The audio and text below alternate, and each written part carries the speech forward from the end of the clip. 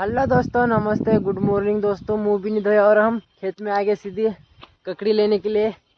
दोस्तों ये इधर हम ककड़ी लेने आए थे। अभी मुंह धो के घर पे खाएंगे ककड़ी।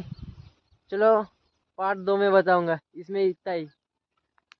दोस्तों फाइनली बारी आ चुकी है ककड़ी खाने की। ये